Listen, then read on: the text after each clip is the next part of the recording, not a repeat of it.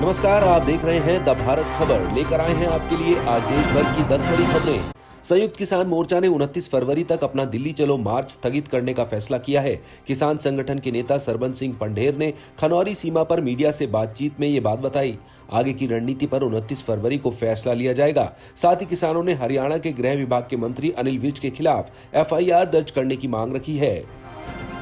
पंजाब और हरियाणा के किसानों का MSP और बाकी मांगों को लेकर प्रदर्शन जारी है। इस बीच हरियाणा में शुक्रवार को किसानों का प्रदर्शन उग्र हो गया। इस पर हिसार पुलिस ने किसानों पर आंसू गैस के गोले दागे, जिसके जवाब में हजारों की संख्या में किसान खेड़ी चौपटा बॉर्डर पर इकट्ठा हो गए। इस बीच पुलिस ने कुछ किसान नेताओं को हिरासत में भी ले लिया, जिसकी वजह से किसानों ने पथराव किया। बताया जा रहा है कि इस झड़प में दोनों तरफ से 40 से ज्यादा लोग घायल हुए हैं। दीप शिक्षा का जले, हर बच्चा स्कूल चले, हो सवेरा मिटे अंधेरा, एक नया अभियान है। स्कूल मेरा पंजाब के सरकारी स्कूल विश्व स्तरीय सुविधाओं से संपन्न हो रहे हैं। आप भी अपने बच्चे का दाखिला जरूर कराएं। बेहतर शिक्षा, बेहतर परिणाम, सरकारी स्कूल पंजाब का मान। किसान आंदोलन में एक और अन्नदाता की जान चली गई है। दिल्ली चलो मार्च के बैनर तले किसानों के प्रदर्शन में होने वाली ये 5वीं मौत है। आंदोलन के 11वें दिन खनौरी बॉर्डर पर हालिया मौत हुई। मृतक की पहचान 62 साल के दर्शन सिंह के रूप में हुई है। वो पंजाब के भटिंडा के अमरगढ़ गांव के रहने वाले थे। 13 फरवरी 2024 से वो खनौरी बॉर्डर पर रह रहे थे। दर्शन सिंह के परिवार के पास 8 एकड़ की जमीन है और मौजूदा समय में उनकी फैमिली पर 8 लाख रुपए का कर्ज है। कुछ रोज पहले ही उन्होंने बेटे की शादी की थी। किसान आंदोलन के मामले पर सुप्रीम कोर्ट में एक याचिका दायर की गई है और सरकार को ये आदेश जारी करने की मांग की गई है कि किसानों के साथ उचित व्यवहार हो और बल प्रयोग न किया जाए। साथ ही कोर्ट सरकार को निर्देश दे कि किसानों को दिल्ली आने दे, क्योंकि प्रदर्शन करना उनका अधिकार है। याचिका the Sikh chamber of commerce के मैनेजिंग डायरेक्टर अग्नोस्तफ सियोस ने दायर की है। उन्होंने अपनी याचिका में कहा कि पुलिस ने रास्ते में जो अवरोध बनाए हैं उससे आम आदमी को समस्या हो रही है। इस अवरोध को हटाया जाना चाहिए। प्रदर्शनकारी किसानों पर पुलिस बल प्रयोग की जांच और पुलिस कार्रवाई में घायल और मारे गए किसान के परिवार को उचित मुआवजा देने की भी मांग की गई है। MSP के मुद्दे पर किसान और केंद्र सरकार के बीच 4 दौर की बातचीत बेनतीजा रही है। केंद्रीय मंत्री और किसान नेताओं ने चंडीगढ़ में लंबी बातें की हैं, लेकिन किसी नतीजे तक नहीं पहुंच सके। इस बीच रिपोर्ट्स में कहा गया है कि केंद्र सरकार 5 साल के कॉन्ट्रैक्ट पर किसानों से डील करने की कोशिश में है और इसके लिए वो अध्यादेश लाने की योजना बना रही है। हालांकि किसान इसे पहले ही खारिज कर चुके हैं। साथ ही स्पष्ट कर चुके हैं कि उन्हें स्वामीनाथन आयोग की ओर से सुझाए गए C2 50% से कम कुछ भी मंजूर नहीं है।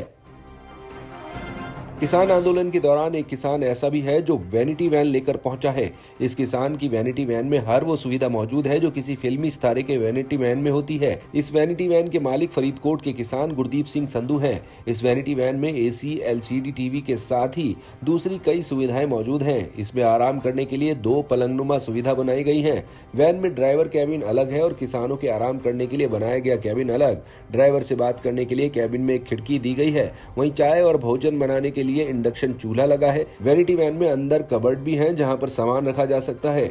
बैठने के लिए गद्देदार सीट बनाए गए हैं। अंदर फैन भी लगाया गया है। कांग्रेस पार्टी के लिए ये हफ्ता खुशियां लेकर आया है। उत्तर प्रदेश में समाजवादी पार्टी ने 17 सीटें कांग्रेस को देकर गठबंधन करने को राजी हो गई है।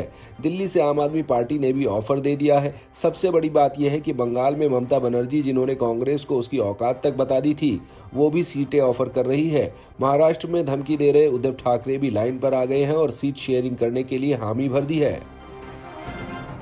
कांग्रेस नेता शशि थरूर ने एक बार फिर भारतीय जनता पार्टी पर निशाना साधा है। उन्होंने कहा कि भगवा पार्टी के लिए 2019 के प्रदर्शन को दोहराना मुश्किल होगा, क्योंकि कई राज्यों में ये अपने चरम पर पहुंच चुकी है और आगामी आम चुनाव में केवल गिरावट देखने को मिलेगी। उन्होंने दावा किया कि भाजपा का आत्मसंतोष विपक्ष की ताकत है। उन्होंने कहा कि लोकसभा चुनाव में उनकी पार्टी का लक्ष्य 370 सीट का है। थरूर ने कहा कि भले ही अयोध्या में राम मंदिर की प्रतिष्ठा के बाद उत्साह हो, लेकिन इनमें भी किसी भी स्थान पर जीतने के लिए ज्यादा सीट नहीं बची हैं। कहानी अलग अलग राज्य की अलग अलग होगी। असम की बीजेपी सरकार ने यूसीसी की ओर पहला कदम बढ़ा दिया है। हिमंता सरकार ने मुस्लिम मैरिज और डिवोर्स एक्ट 1935 को खत्म करने का फैसला लिया है। सरकार की ओर से कहा गया है कि हमारा मानना है कि ये बाल विवाह को खत्म करने की दिशा में एक कदम है।